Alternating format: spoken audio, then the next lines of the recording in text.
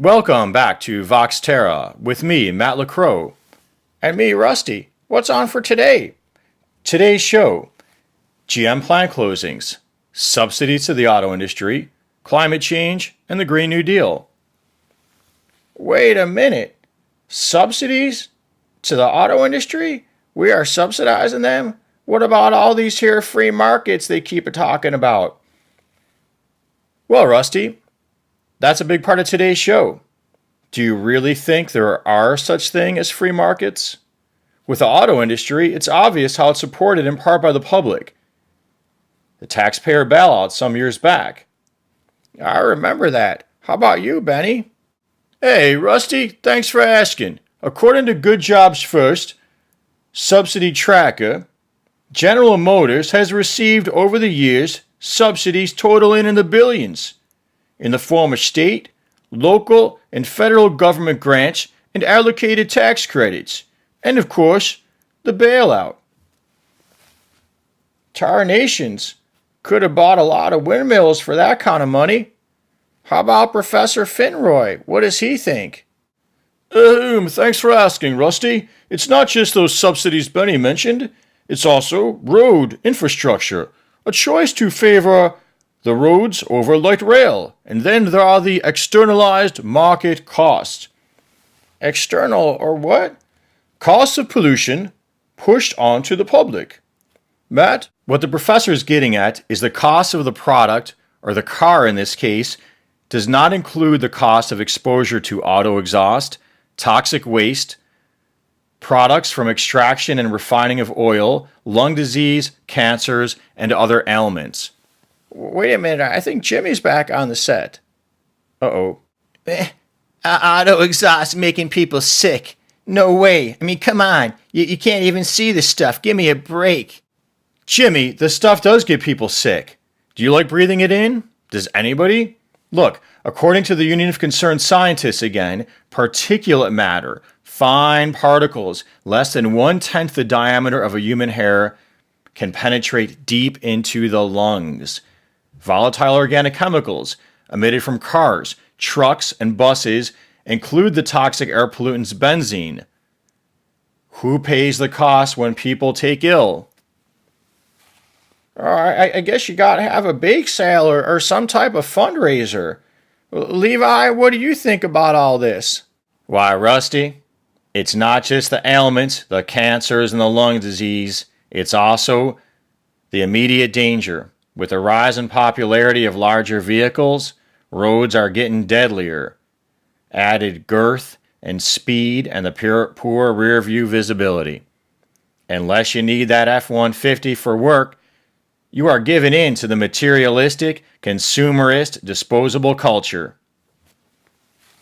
F-150, that's a Ford product. I thought we're talking about GM here. Rusty, Scripture tells us to lead a humble, non-materialistic lifestyle. Respect God's creation. Walk softly on this here earth, they say. Yes, Rusty. Well, say, are there other costs of pollution being pushed onto the public from the auto industry? Yes, according to the EPA, transportation accounts for nearly 28.5% of greenhouse or heat-trapping gases, tied only with the energy sector. The majority in the form of carbon dioxide. Who pays for the dumping of billions of tons of greenhouse gases into the air each year, altering the very chemical composition of our oceans and atmosphere, and raising overall global temperatures? Is that why they used to call it anyway, global warming? But how is this costing us money this year? Well, Rusty, remember I said the hotter air holds more moisture, hotter oceans give up more.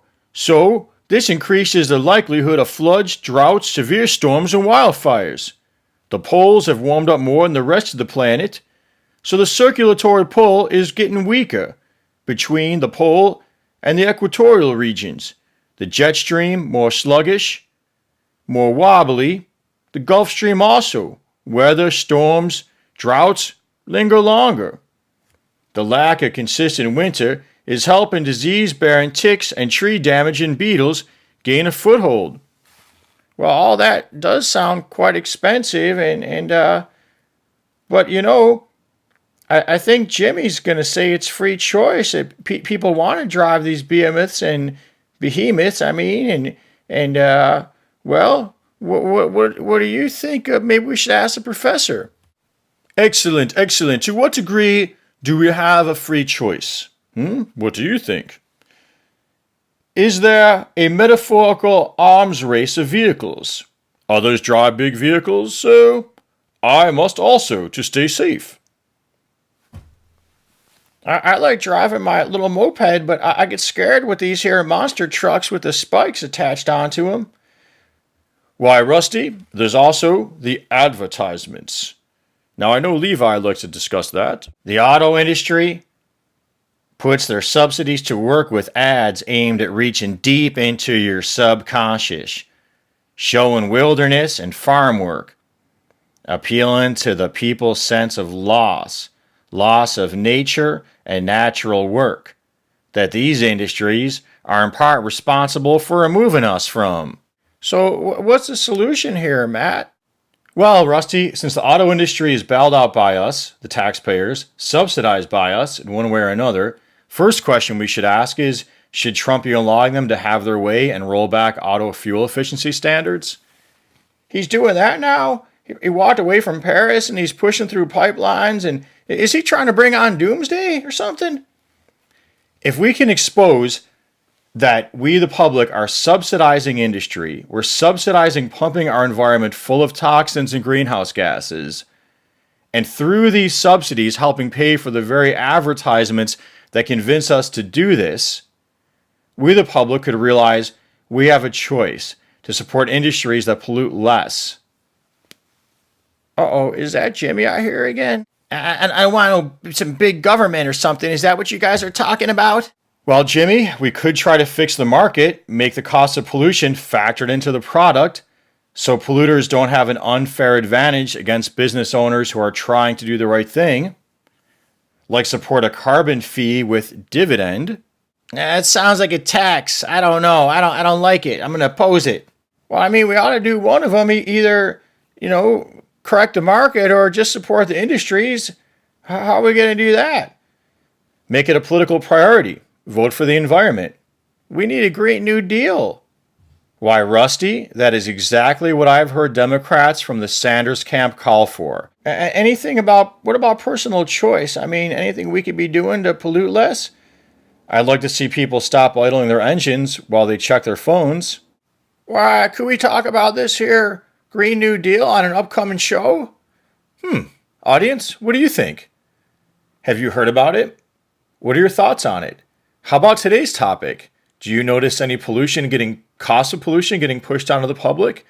Polluting industries getting subsidized in any way? Post, like, subscribe, and until next time, peace be with you.